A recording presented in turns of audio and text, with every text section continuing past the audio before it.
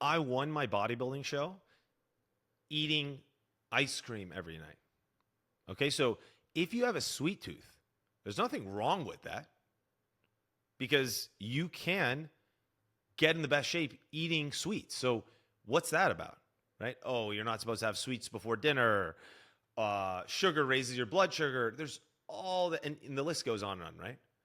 And it ends, where does it leave you when you keep pulling on that string?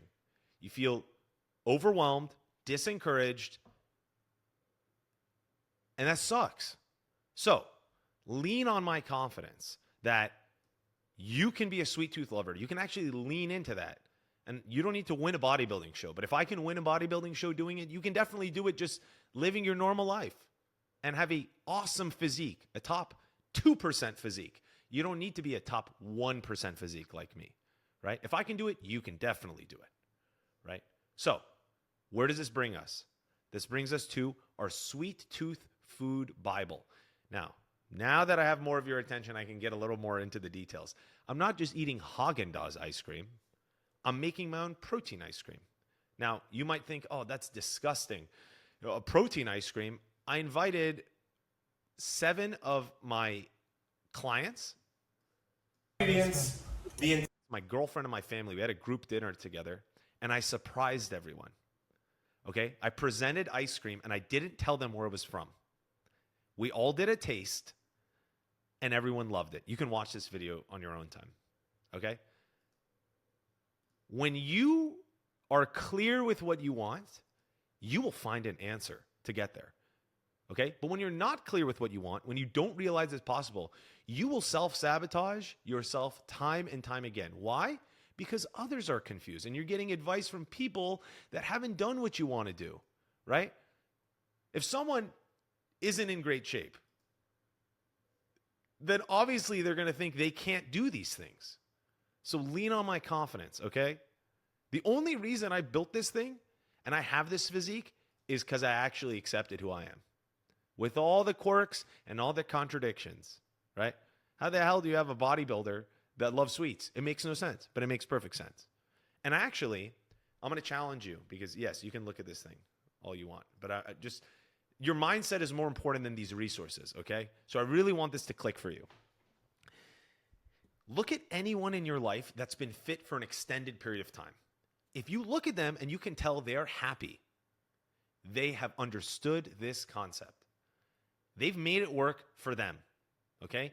Now, I can't tell you if they're happy on keto that keto is going to work for you. But the fact of the matter is they found out what they need and then they found out a system for them. If you understand that, your whole mindset will change. All these diets don't become reasons to be overwhelmed and contradicted. They're peace of mind to know that there's a solution for you. But the first thing you got to do, your prerequisite, is you need to actually look at your own life first and your own evidence of every time you've fallen off track. What the hell was that about?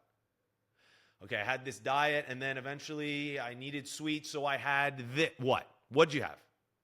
Okay, that thing, we need to design for that situation. Have the contingency plan. Plan for the worst case scenario and make it the best case scenario. I would have conversations with my clients. I had one client actually just very recently. He reversed his diabetes having ice cream every night. What ice cream? This protein ice cream. Reversed his diabetes. It's crazy, man. There's just so many people that like to overcomplicate this. There is a guy in my business networking group that is more jacked than me, and he eats these all the time. He swears by these things. I was in LA and we had him together and he was so happy. If he's more jacked than me and he's having this, then what would it be like if I could say, hey, you're not losing weight. You need to have more ice cream.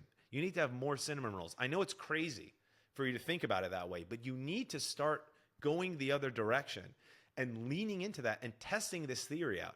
Because I can tell you this all the way till, I don't know, the cows come home. I don't know if that's the statement.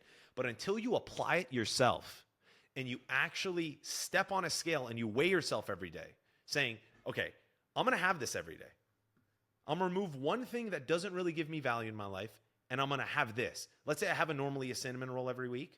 Now I'm going to replace that cinnamon roll with this cinnamon roll. That's all I'm going to do. I'm not going to listen to the noise. I'm not trying to do a million things at once. I'm just going to do one change, and I'm going to weigh myself every day. I'm going to give myself 2 weeks. 2 weeks. And I'm going to see that weight on the scale go down. Yes, randomly the scale will go up. Randomly it'll go down. Randomly, because water retention. But over the long term, you need to see for yourself that it works. The best study in the world is the study you do on yourself. Okay? So I want you to do that. Go ahead and do that. Lean in. Smart Sweets. These are my favorite. I grew up on these candies. Protein donuts. I got hit with an Instagram ad the other day. Ordered these to my house. Delicious. And there's a lot of other stuff. Sugary cereal. The list goes on and on. I have a client right now that he logs in his app every morning. He starts his day with protein cereal, mixes it with a protein, chocolate protein shake for the milk. So chocolate on chocolate. He has protein waffles for lunch.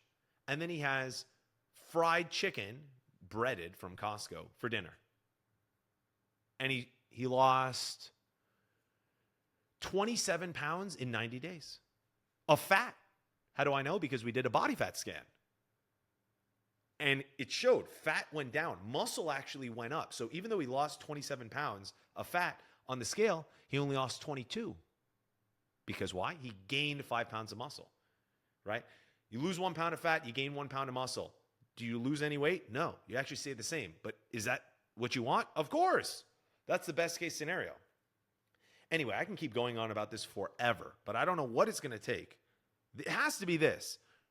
It has to be this. This is our intervention for you to finally accept this thing about sweet tooth. I can't tell you how many times I talk to people, smart, driven business owners and top performers and executives. And the excuse they tell themselves about why they can't get in shape is because they're a late night sweet tooth. No more. No more. Okay? Take action. Buy these things. Let me know how they go and celebrate with me. Let me know. I will be so happy when you show me the weight on the scale went down. Okay? Because then naturally you're going to be like, what's next? I'm ready to change. Do we need to go to the gym? Oh, remember you didn't even have the time to go to the gym before. Now you want to go to the gym? Of course. Because you're not getting in your own way anymore. Now you're ready to take those next steps. All right. See ya.